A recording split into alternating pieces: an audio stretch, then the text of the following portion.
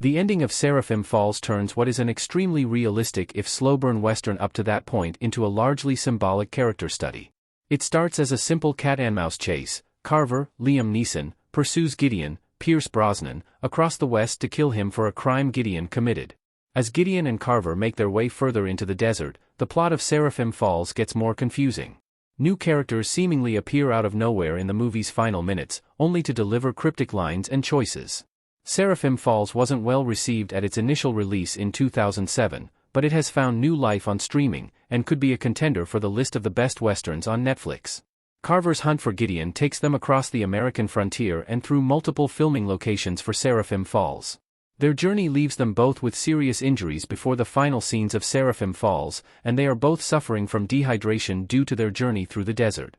While their injuries and dehydration could explain some of the more mysterious elements, there are also thematic reasons for their inclusion in the ending of Seraphim Falls, and those symbolic elements can be quite confusing. Why Gideon and Carver stop fighting?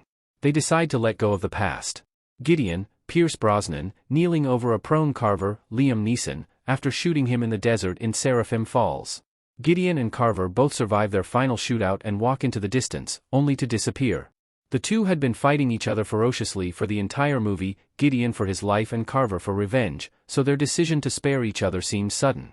However, Gideon and Carver stop fighting because they finally learn to let go of the past, and they decide to walk away from it.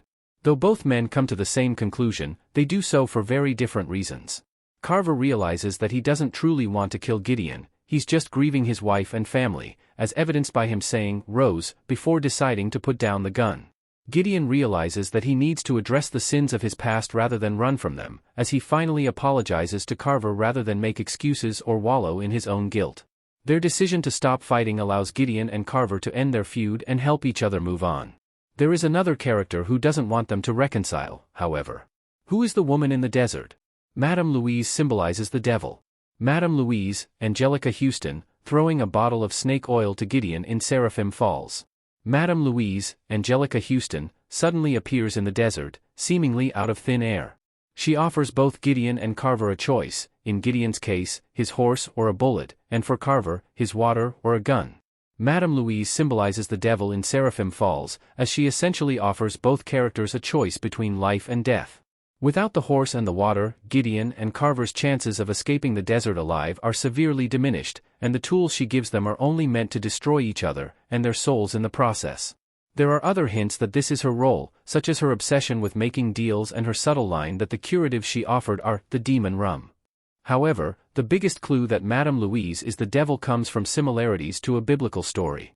In the Bible, Jesus was tempted by Satan for 40 days and nights in the desert. Madame Louise tempts Gideon and Carver similarly to the biblical Satan, which suggests she has a much more spiritual role than she seems to. Why Gideon and Carver choose the bullet and the gun?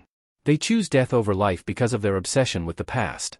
Madame Louise offers both Gideon and Carver a choice between life and death. Both men choose to give up something that would help keep them alive, water and a horse, in exchange for something that would help them kill the other, a gun and a bullet. Gideon and Carver both choose death as they are still obsessed with the past and their vengeance at this point in the movie. They would rather destroy each other, and themselves in the process than let go of their past. Gideon chooses the bullet because he is still trying to run from his past, which Carver serves as a reminder of. He is riddled with guilt over his role in the murder of Carver's family, and that guilt is too large for him to process properly, so he runs from it. Carver has a similarly unhealthy reaction to the event, as he becomes obsessed with revenge rather than giving himself the time and space necessary to process his grief. The climax of their journeys to reckon with the past give them both an ultimatum, to move on and live, or hold on and die. The man at the watering hole explained. He is a reference to Greek mythology. Sharon, Wes Studi, smoking a pipe after demanding payment from Gideon at the watering hole in Seraphim Falls. Wes Studi's Sharon suddenly appears to both Gideon and Carver at the watering hole in a similarly mysterious fashion to Madame Louise.